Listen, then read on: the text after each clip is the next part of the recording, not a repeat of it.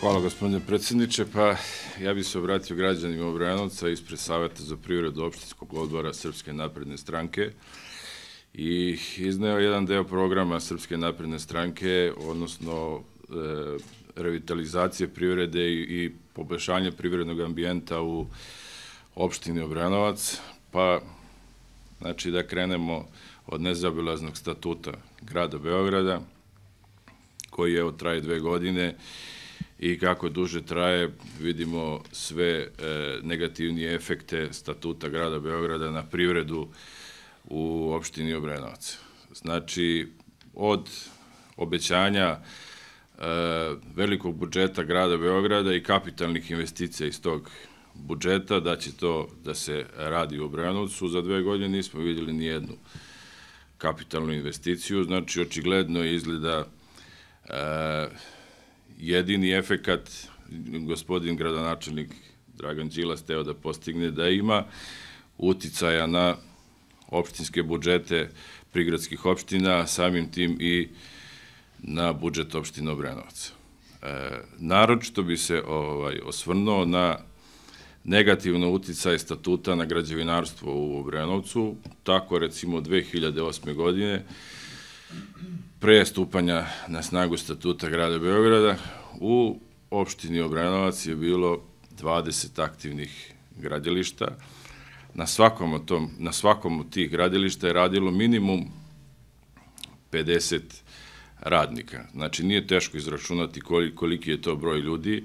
To se odnosi na radnike građevinske struke, koji su neposredno radili na gradilištima, a pored toga, znači, bili su uposlene i stovarišta i prodavnice koje prate gradilišta i svi ti ljudi koji su radili na tim gradilištima dobijali su uredno lične dohodke i oni i njihove porodice su živjele od toga. Znači, od stupanja na snagu statuta 1. januara 2009. godine, građevinarstvo, mogu slobodno da kažem, u opštini Obrenovac je jednostavno uništeno, jer gotovo je nemoguće dobiti građevinsku dozvolu. Procedura iz neobjašnjivih razloga za dobijanje građevinske dozvole traje 2, 3, pa i ne zna se koliko godina, tako da mnogi investitori se povlače iz tog sektora. Verujte, Srpsku naprednu stranku i Privredni savet Srpske napredne stranke opštinskog odbora Obrenovca ne čudi, znači, Đilasova nezainteresovanost za privredna dešavanja u Obrenovcu, ali nas zato čudi letargičan odnos obrenovačke vlasti prema takvom načinu